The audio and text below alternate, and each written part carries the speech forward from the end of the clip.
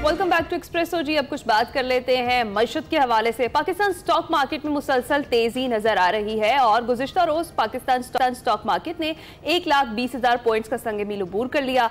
पाक भारत जंगबंदी के बाद IMF से कर्ज प्रोग्राम की दूसरी किस्त भी पाकिस्तान को जल्द मिलने का इम्कान है और बजट की तैयारियां भी जारी है एक तरफ, और आइंदा माली साल के बजट पर पाकिस्तान और IMF के दरमियान वर्चुअल मुज़ाकरात का आगाज आज से होगा जो 16 अप्रैल तक जारी रहेंगे।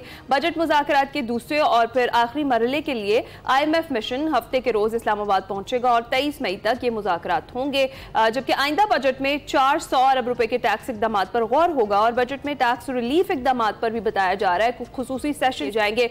तनख्वाहदार तबके पर इनकम टैक्स में रिलीफ पर IMF को मनाने के लिए खुसूसी तैयारियां भी की जा रही हैं और वफाकी हुकूमत की जानिब से आइंदा माली साल 2025-26 के वफाकी बजट में तनख्वाहदार तबके के लिए टैक्स स्लैब्स में 2.5% रिलीफ देने की तैयारियां कर ली गई हैं। इस पर हमने बात करी। बिल्कुल, डॉक्टर खान नजीब हमारे साथ मौजूद हैं, साबिक मुशीर वज़ारत ख़ज़ाना हैं। डॉक्टर साहब बहुत शुक्रिया हमें ज्वाइन करने के लिए। कैसे आप?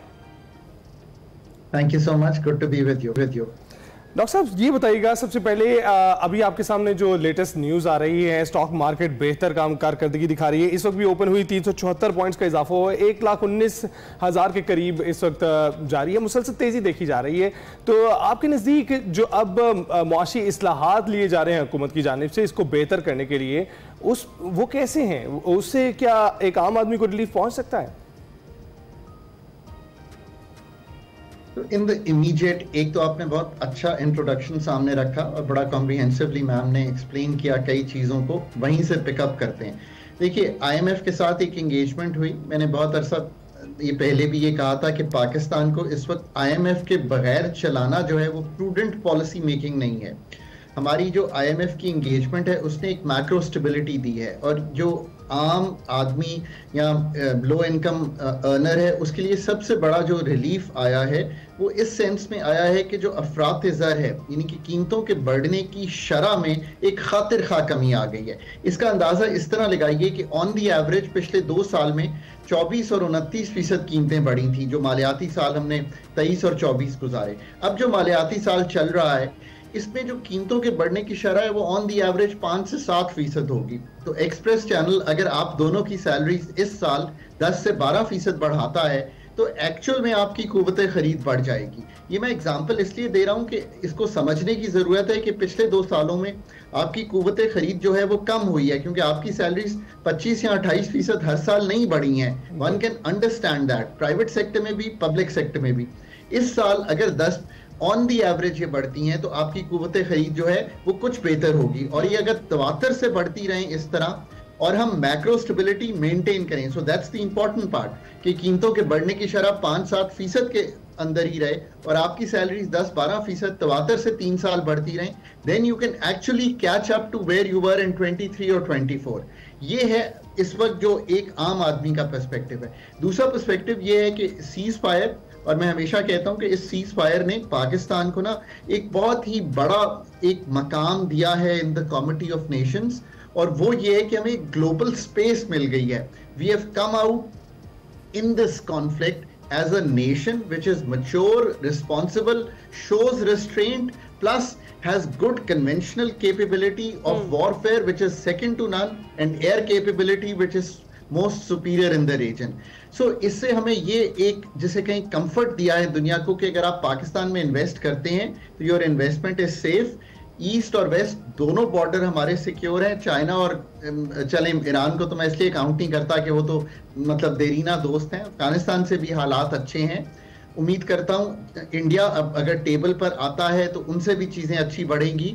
फिर आपने ये देखा कि एक रिलीफ बहुत बड़ा मिला। लेट्स से मैम और आप दोनों जो हैं जाते हैं और आप कहते हैं हम गाड़ी खरीदना चाहते हैं। आज आप जाएं, नई गाड़ी खरीदें, 1 करोड़ रुपया बैंक से बोरो करें, आप किस्त देंगे 11 लाख रुपए सालाना की। आप 12 महीने पहले यही काम करते तो आपको 22 लाख रुपए की किस्त देनी पड़ती। सो मैन्युफैक्चरिंग को, डोमेस्टिक हाउस होल्ड को, एग्रीकल्चर को बोरोइंग की जो कॉस्ट है वो नीचे आई है।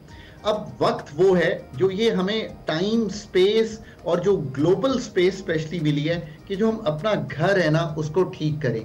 घर ठीक आज भी होना है। इसको ये जो सारा इस वक्त कॉन्फ्लिक्ट का हमने यूफोरिया देखा है, इसमें हमें भूलना नहीं है कि आज भी एनर्जी सेक्टर के डीरेगुलेशन के जिसको कहते हैं पाकिस्तान में जॉब क्रिएशन के, ग्रोथ करने के जो सारे मसाइल हैं वो आज भी हल होने हैं, बिजनेस इन्वेस्टमेंट आज भी ठीक होनी है, ये सारे काम होने हैं on a longer term basis. ये नहीं भूलना कि हमारा एजुकेशन का सिस्टम, हेल्थ का सिस्टम हैज टू कम जिसे टू अ प्ले वेयर जो आम आदमी, जिसका आप ये टर्म कॉइन हो गई है, या लो इनकम अर्नर जिसको मैं कहता हूं, उसके लिए ये वो फराहम कर रहा हो सहूलियात ताकि वो मेन स्ट्रीम का धारा बन सके, एजुकेशनली भी और हेल्थ वाइज भी।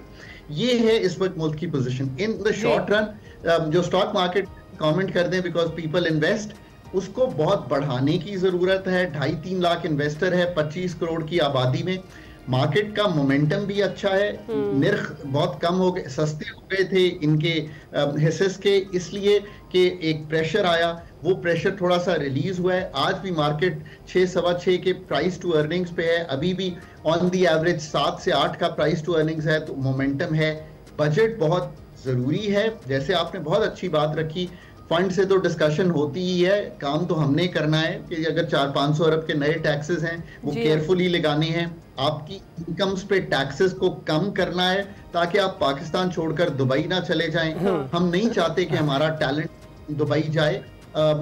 ये चीजें अब होनी है, ट्रांसफॉर्मेशनल काम जो होने वाले हैं, अब वो मौका है। ये मैं बहुत इंपॉर्टेंट पॉइंट हमेशा अब कहता हूं कि जो स्पेस पाकिस्तान को आज मिली है ना, आई डोंट थिंक कि हमें कभी भी वो स्पेस मिली थी in the committee of Nations.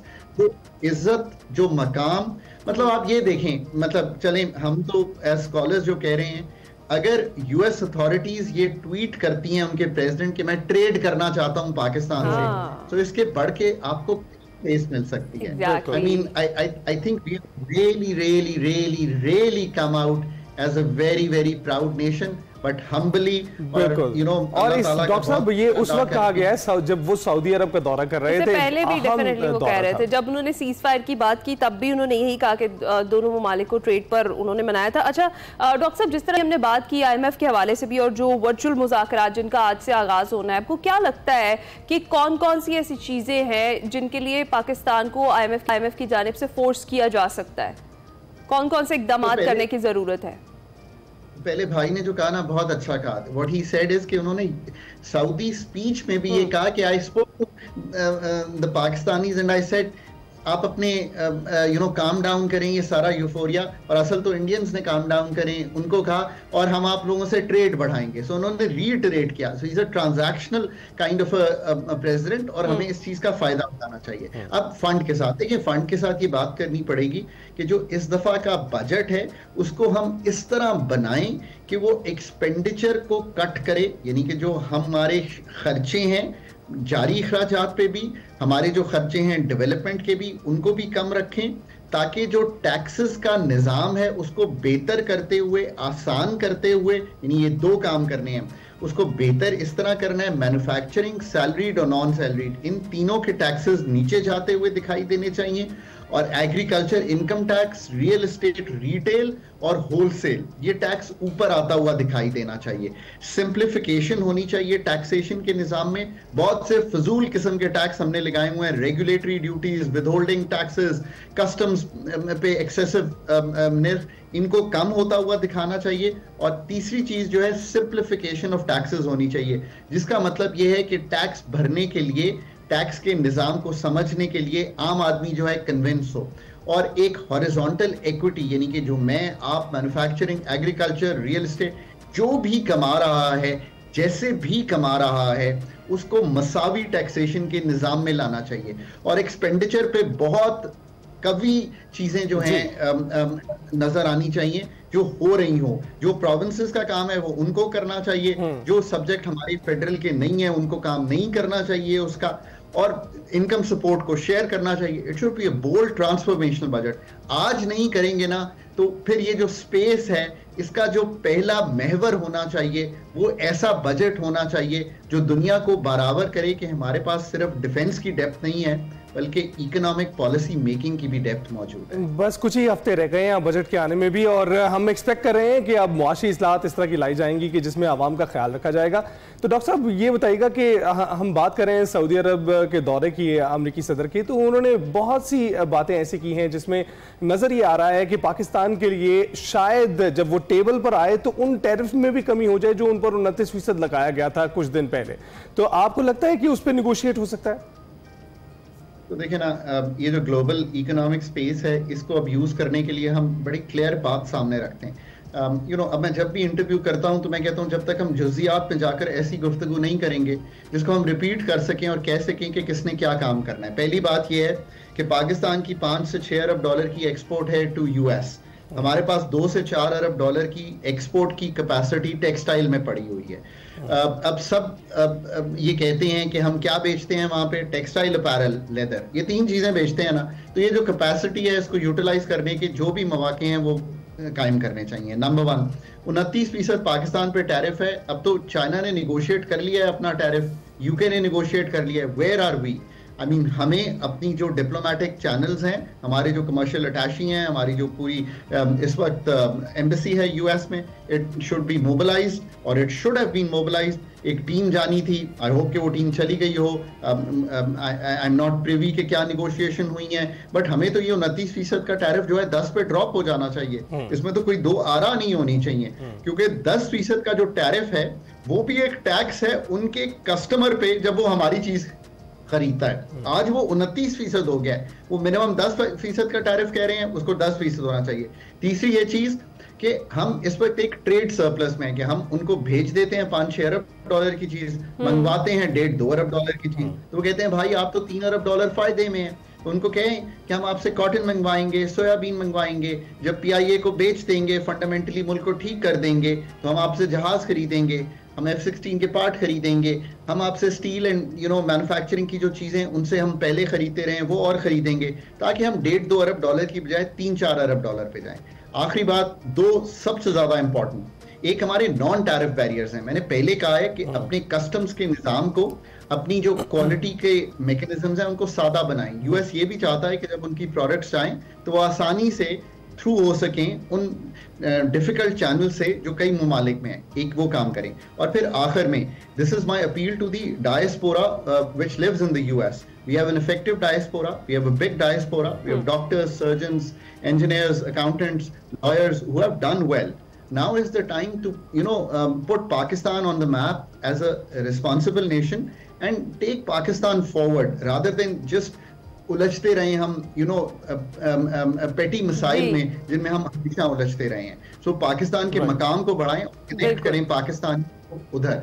I think that's a really good way forward। और आखिर में मैं हमेशा कहता हूं, बहुत बहुत शुक्रिया डॉक्टर खाकान नजीब। आप जी सर, अगर आप ये वाकई ही इतनी मेहनत करके मुल्क के इन सब कामों को करेंगे तो यकीन करेंगे 3 से 5 साल बाद जो आपकी इकोनॉमिक सिचुएशन है वो यहाँ से बहुत बेहतर दिखाई देना शुरू हो जाएगी। इंशाल्लाह। बहुत शुक्रिया डॉक्टर खाकान नजीब हमारे साथ मौजूद थे और जैसे आप एक्सप्लेन कर रहे थे डॉक्टर साहब, आपका बड़ा शुक्रिया। बहुत सारे पॉइंट्स ऐसे हैं जिन पर क्लैरिटी आपके बताने के बाद ही आई है। अभी हम जाएंगे छोटी सी ब्रेक पर, आप कहीं मत जाइएगा।